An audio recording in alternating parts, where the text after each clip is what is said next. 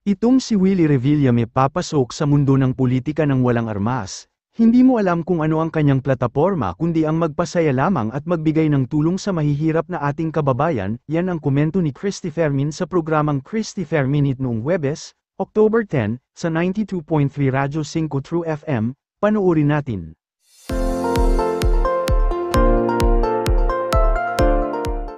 Ang pinupunteriya ng buong bayan, si Willie Revillame.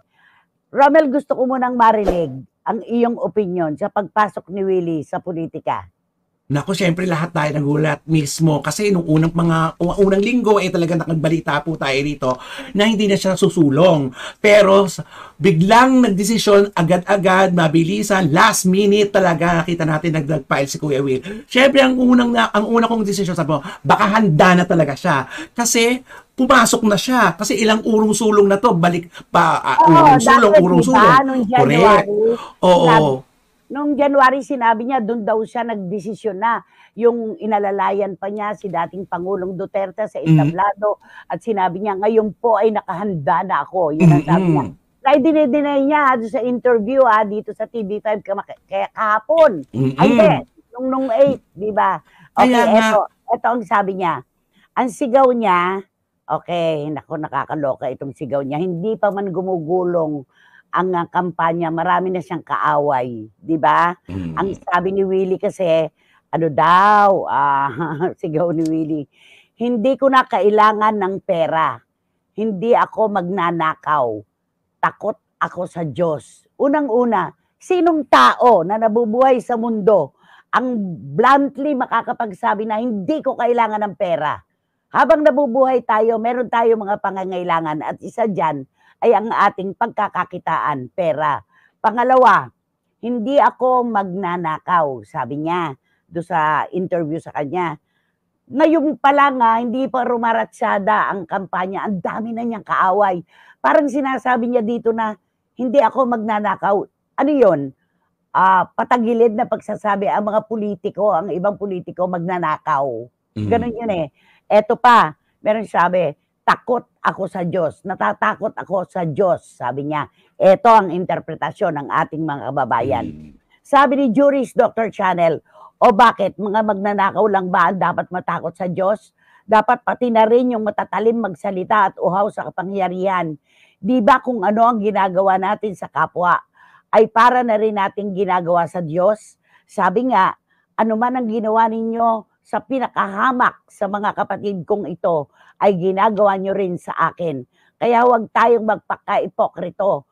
Lalo na kung Biyernes, mainit ang ulo ng mga CFMers. Buti nga, ano pala ngayon, Huwebes, di ba? Yun. At saka, alam mo, lagi kong sinasabi, ba't ba tayo pupunta sa banyo? Dalawang bagay, may nararamdaman tayo. Either dumumi or tayo ay jijingle. Ba't tayo kakain? Kasi nagugutom tayo. Ba't tayo matutulog? Inaantok na tayo. Itong si Willie Revillame papasok sa mundo ng politika. Walang armas, hindi mo alam kung anong kanyang plataforma, kundi ang magpasaya lamang at magpasaya lamang at magbigay ng tulong sa mga mahihirap nating kababayan. Alam niyo po mga kapatid, sa totoo lang, most maligned na litanya ni Willie Revillame ang pagtulong sa mga matatanda, walang pambili ng gamot, walang pagkain sa hapag. Asa ng batas? Ba't hindi ka nakahanda? Ano ang plataforma mo? Ano ang batas? Paano mo susupilin yung kahirapan na yan? Ano yung gusto mo lang naghahalakhakan ng mga Pinoy dahil pinatatawa mo at binibigyan mo ng pera kaya kumakain at may pambiling gamot? Yun lang ang akin, Romel. Ang sabi niya nga sa interview niya, di ba, marami na daw pong batas, sabi niya. Marami niyang batas at lagi niyang inaano ang kahirapan, doon siya nagpo-focus talaga. Wala naman daw nangyayari sa mga batas. Gusto mong tumakbong senador. Legislatibong linya, dapat gagawa ka talaga ng batas. Ano to? Pupunta ka dyan, wala kang armas, papasok ka sa giyera, hindi ka nakahanda kung may bala ka o may baril ka. Hindi tama yon. Hindi po pwede yung puro na lang patawa, puro na lang gusto kong maging masaya ang mga kababayan natin, ganito, ganyan-ganyan. At gusto raw niya mapalawak yung kanyang pagtulong Hindi raw yung nasa loob lang ng studio. Studio. Yang kahirapan, Diyos ko, matanda pa yan sa mga ninuno natin, alam na natin ang kahirapan. Pero ano ang paraan para niya maibsan ang kahirapan ng ating mga kababayan? Walang malinaw, walang plataforma. Anong batas ang gagawin mo? Wala, di ba? Huwag daw siyang apurahin. Aba, sus Mariosep, huwag apurahin. Ba't ka pumasok? Di ba? Ba't ka pumasok diyan? Nakakaloka. Nay, tama po kayo dyan, hindi porke marami kang material na bagay, hindi mo na kailangan ng pera at higit sa lahat ang mabuting asal. Sabi ni sino nagpa? Ay, nako, si Toby Morabe. Thank you.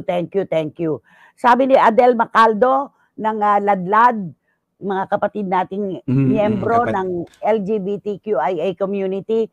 Bakit? Marami rin namang magnanakaw na takot sa Diyos nagsisimba, hindi siguro araw-araw, pero palaging nasa simbahan. Ayan, may punto, di ba? Eto, sabi ni Lara May Abrigo, sabi po niya sa interview, saka na raw po niya iisipin pag nakaupo na siya. Kaka-file niya lang daw po ng interview siya ni Gretchen Ho. Asus Mariosep, sabi ko na nga yung layunin, dapat malinaw na sa'yo. Ba't ka matutulog? Inaantok ka?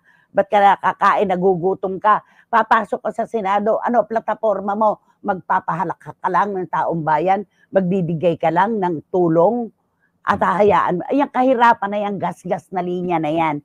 Noon mo pa ginagamit ang buhay ng mga maliliit nating kababayan. Noon pa, gas-gas na yan.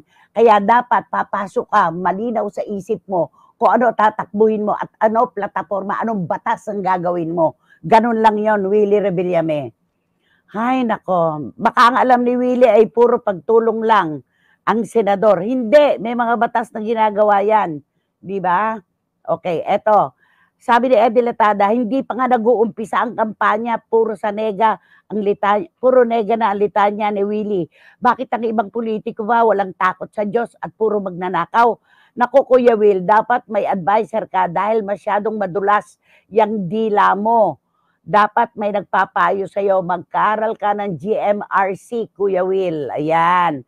Nako, wala akong nakikitang maganda dito. Gumawa ka ng batas na may exempt ang mga mahihirap sa taxes. Kung makakapasa, kung po pwede pa, opinion ko lang po. Sabi ni Boyce Caragay, hindi ang gawa nga niya. Pagka daw meron siyang batas, syempre pagtatalunan yan, yung mga batas na ginagawa.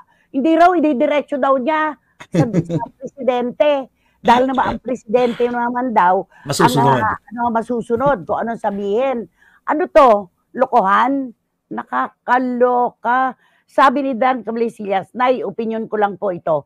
Ang pabago-bago ng isip ni Willie ay senyales na hindi po buo ang loob niyan tumakbo. Half-hearted siya. Tsaka, mas okay po, dumaan muna siya sa anger management. Double po ang stress na susuungin niya sa politika. Mas matalim ang dila niya kesa sa espada. Tama naman dito. Doon nga lang sa loob ng studio, hindi mo na malaman kung anong gagawin mo. Di ba? Kung tratuhin mo, sabi nga natin, barometro ng ugali ng isang tao ay kung paano niya tinatrato ang mga taong hindi niya ka-equal. Yun lang. Doon ako magtatapos, doon ako magtutuldok. Yun ang hindi niya kayang gawin, di ba? Okay, Romel, go. At syempre dahil, di ba, yung mga tao basta yung lagi niyang sinasabi, hindi daw siya makakatulog kung mawawalang hiya siya sa kapwa niya. Yun ang sinasabi sa mga interview na. Puro mabuting puso, busilak ang kanyang puso. Ganito, Naku, yun lang daw ang nasabi ko. Ano raw? Sabi ni Tita Nene Olanday, nako, ang dami mong kuda, Willie. Wala pang paglilinaw. Sana baguhin mo muna ugali mo. Ayan. At sabi pa, mga mahihirap ay exploited. Turuan at tulungan silang magtrabaho at hindi na lang nagbibigay at nanghihingi ng pera. Tama ka dyan, Ching Bautista Silverio. Tama. Bigyan natin hindi yung bigay ka ng bigay na isda. Turuan mong mangisda. Yun ang dapat. Maski sabihin niyang hindi niya nidang pera pag nasa politika na siya, pero maraming tukso. Sana nga wag siyang matukso sa kaway ng pera, lalo ng mga milyones. Ayan ako, Boyce Caragay, naglalabasan na.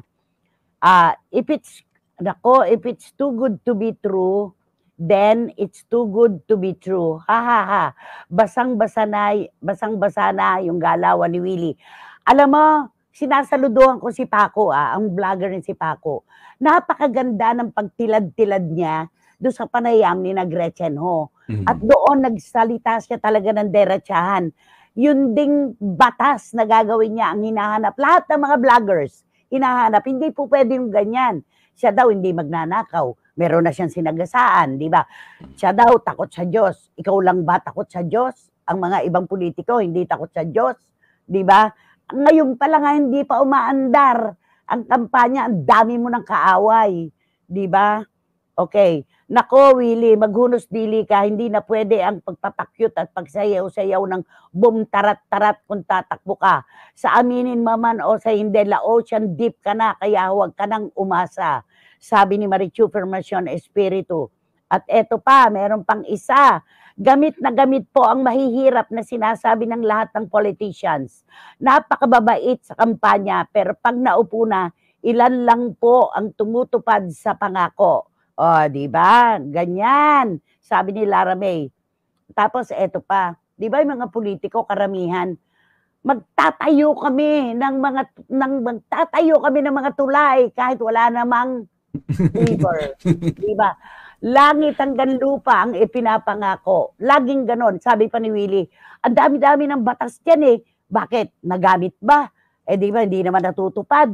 O, yung mga pinangakuan nila, nagsibalik ba? Di ba? Nagsibalik ba sila? Parang ganon. Ay, naku, wag ka munang magsalita. Dahil unang-una, wala ka pang plataforma.